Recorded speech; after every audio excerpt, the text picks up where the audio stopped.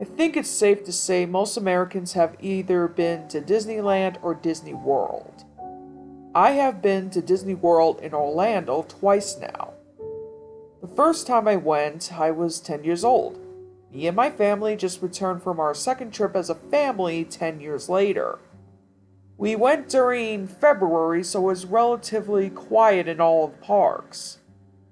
We did go to all four parks. We started with the Hollywood Studios, then Epcot, then the Animal Kingdom, and then finally the Magic Kingdom. I had a great time. Until I went on Splash Mountain.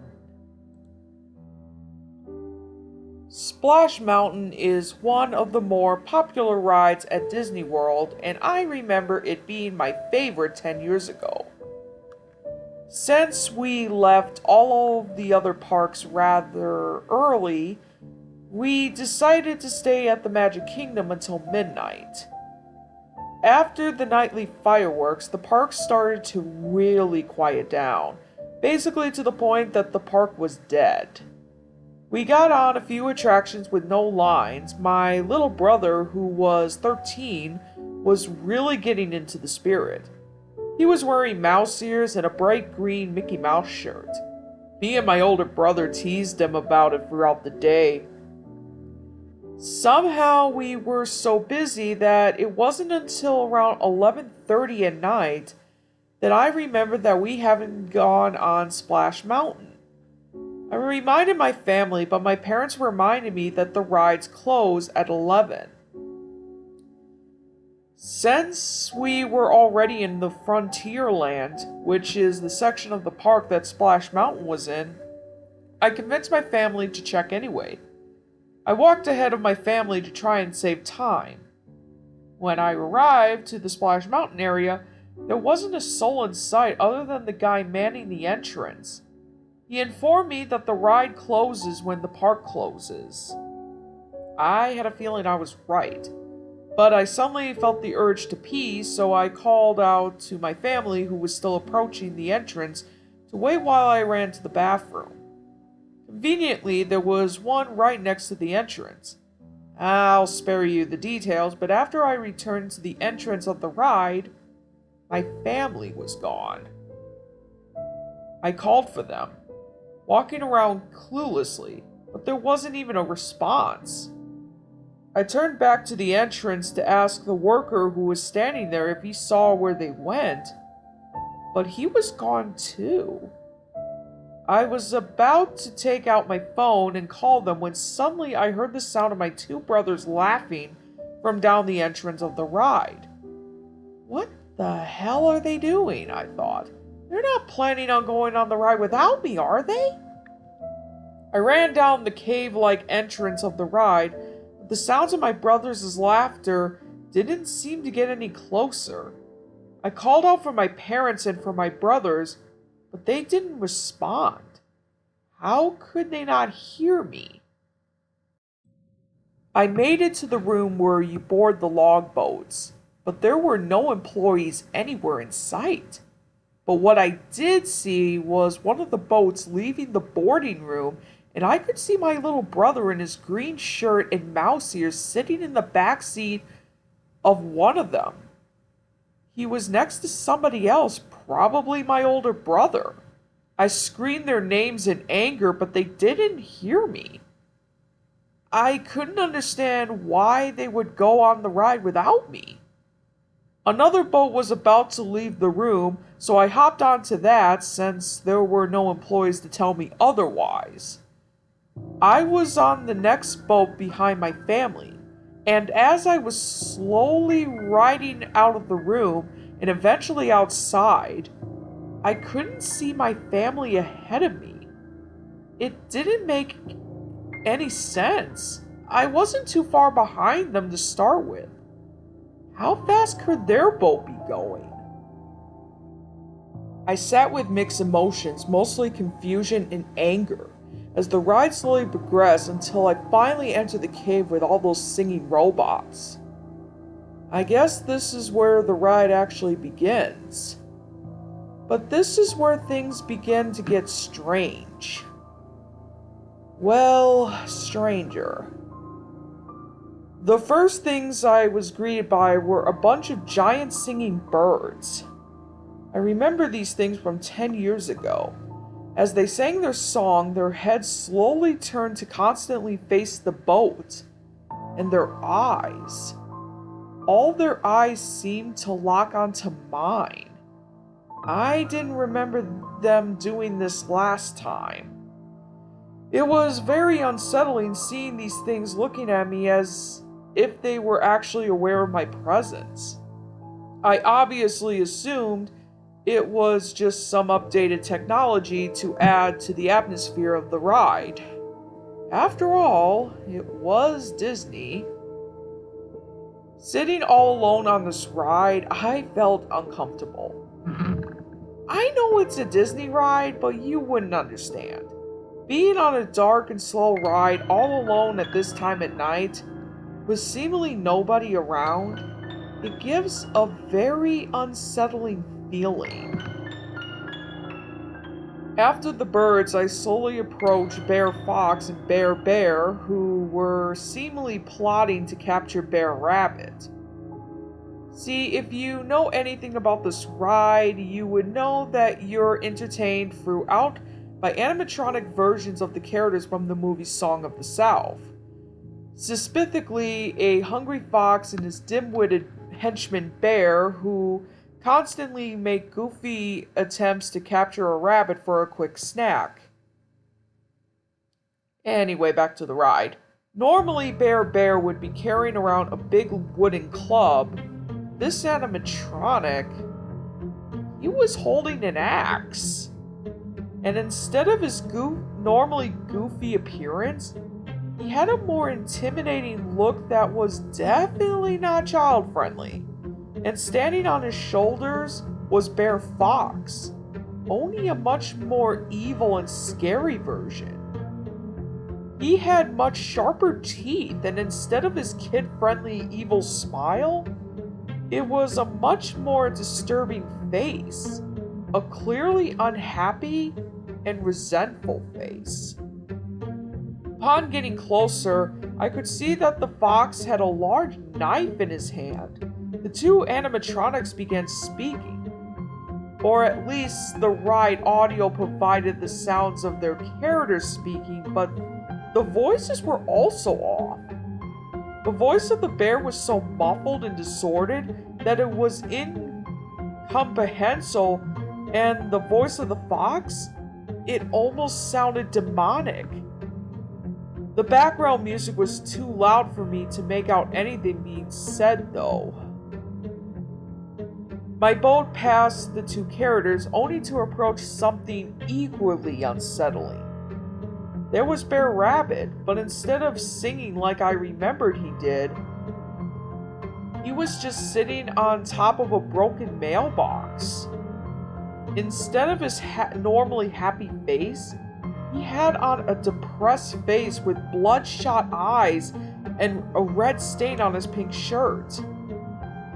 Presumably blood. This wasn't right.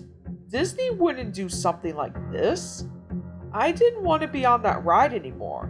I shouted out for my family in hopes that they might hear me, but there was no response.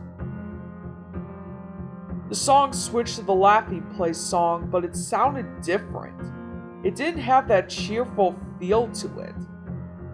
At this point, every single animatronic character on site was making direct eye contact with me. They were not cheerful, kid-friendly faces, though. They were angry, hateful faces. This had to be a joke, I thought. I must be going crazy or something. They wouldn't do something like this, not at a kid's park. The next time that I saw the main characters, it was even worse. Bear Fox was waving his arm in anger and yelling something inconceivable at Bear Bear, whose axe was now covered in blood. The first thought that came up was, whose or what's blood? Then I saw that Bear Fox was actually waving something in his hand. It was a dismembered arm. the arm of Bear Rabbit. In front of the two robots was a blood trail that looked too real. It all looked too real. I could see fake blood dripping out of the prop that the fox was holding. It has to be fake blood, I thought to myself. Before exiting this section of the ride, there was one more disturbing scene. Bear Rabbit limping across the field with a trail of blood following him. It didn't make sense. The blood actually dripped on the floor, only appearing behind him. How could that be unless someone cleans up the blood every time a boat passes by? But by this time it was pointless to try and rationalize any of this. All I wanted was to get off this ride and see my family's reaction. After this finally came the most anticipated part of the ride, which was the big drop. The boat climbed up to an angle and began to climb up the hill. At this point, anybody would be excited, but I wasn't thinking about it. I was so focused on what I had just seen on a Disney ride. As I neared the top of the hill, there was one more scene waiting at the slide. From what I remember 10 years ago, it was Bear Rabbit tied to a pole over a fire begging to be let go by Bear Fox. But this time, it was the most disturbing thing I could ever seen in my life. Bear Rabbit was still seen tied to a pole over a fire, but Bear was also there, this time with Bear Fox standing right beside him. The bear raised his axe high in the air, and with one swift and almost too realistic motion, he swung the axe straight through Bear Rabbit's neck, slicing his head clean off. Fake blood sprayed out from the thing as the head fell to the floor. The red liquid even sprayed onto my face. And that's when I smelt it. The metallic smell that blood gives off. It was real blood. I started to gag in disgust and shock, ready to throw up. The head hit the ground with a loud thud and then rolled into the water. Suddenly, all of the lights in the ride went out, and all of the background noises stopped and was pitch dark inside. All I could see was the hint of moonlight coming from the top of the hill, and then coming from behind me, even over the sounds of the rails pulling the boat up the hill and the water moving down the hill. I could hear the sound of heavy splashing coming in from the bottom, the kind of splashing you would hear from somebody running through water. I turned around to see nothing but darkness behind me. But the splashing was getting louder, and just as it reached the top of the lip hill, I could see a giant humanoid figure, probably 8 feet tall, begin to ride up the lift hill.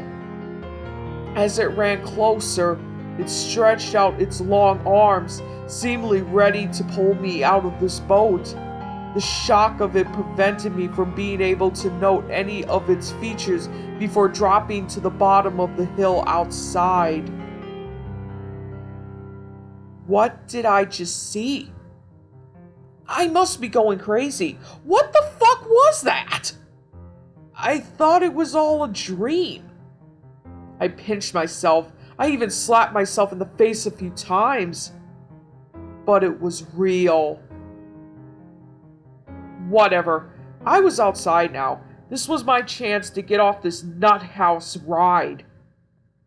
I looked for any place to climb over the fake rock walls, but all of the walls were covered by big spikes. They weren't even just decorative props. These things looked dangerously sharp. Hell, they looked deadly. And they covered every single imaginably place to climb out. It was like I was really in a giant bear patch. It was like these spikes were put here to prevent anybody from escaping the ride. I pulled out my phone and turn on its flashlight to see if it was safe to even hop out of the boat. I shined the flashlight down into the water, revealing even more spikes under the water. There was no way out at all. I screamed at the top of my lungs for help, but there was nobody around. It was pointless. I continued to constantly glance over my shoulder to make sure that the thing I saw wasn't behind me. And with that, I slowly rode back into the caves of the ride, where I was greeted by the Zippity Doo Dah song. Only it was a much more slower and depressing version. The first thing I was greeted by after riding into the cave was a big sign hanging over my head reading, "Rest in peace, Bear Rabbit."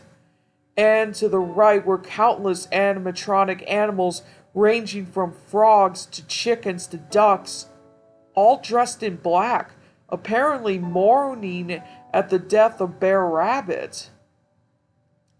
Suddenly, the boat came to a sudden stop, and all the background music stopped, along with the motors and the water flow, leaving nothing but utter silence.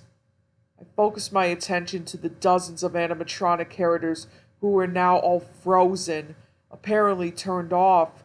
I turned away, scanning the room for any actual living beings or some kind of exit. I again resorted to shouting for help, but of course it did not good. Just as I was ready to give up trying to escape the ride, my luck finally seemed to change as I saw the glowing red text of an exit sign slightly hidden behind a big rock. This was my way out. There were no spikes in here. I took one more glance over my shoulder to make sure nothing was behind me, but that's when I saw something in my peripheral vision. I didn't want to look, but I forced myself to turn around and see that the dozens of mourning animatronic animals have all turned their heads to face me. But whatever was doing this didn't allow me to witness this for more than a few seconds because the lights went out inside the cave once again, leaving me in complete darkness and silence. Even though it was rather cold inside, I felt myself starting to sweat, and I could feel my heart punching at the inside of my chest. Then the sound of heavy footsteps coming from the platform broke the silence. I found myself hugging the edge of the bed, too scared to even think about getting out of the boat. The footsteps stopped right at the edge of the platform, and then the boat started to rock back and forth. Something got into the boat. I leaned against the wall in shock and horror, still as a statue. The thought of something grabbing my foot the second I tried to hop out of the boat haunted my mind, paralyzing me in that position. I stayed still like this, not even moving my arm to itch for what felt like 10 minutes. My eyes were somewhat adjusting to the dark, but I refused to turn my head to see what was behind me. Just as soon as I began to think I should make a dash for it, I felt something grab my right shoulder. I didn't even dare to look at the hand that was grabbing me. I immediately jumped out of the boat and ran onto the platform. I grabbed my phone and turned on the flashlight, helping me find my way through the props to the exit door. The door led to a long hallway where I eventually found the back door leading to the outside of the ride. I was safe. I made it out alive. I immediately dialed my mom's phone number, and she answered within seconds, as if she was waiting for me to call. I asked her if she was all right, and she said she was fine. I screamed into the phone to meet me by the exit of the park right away. She sounded confused and asked me where I was, but I hung up the phone and ran to the exit of the Magic Kingdom, planning to never return again.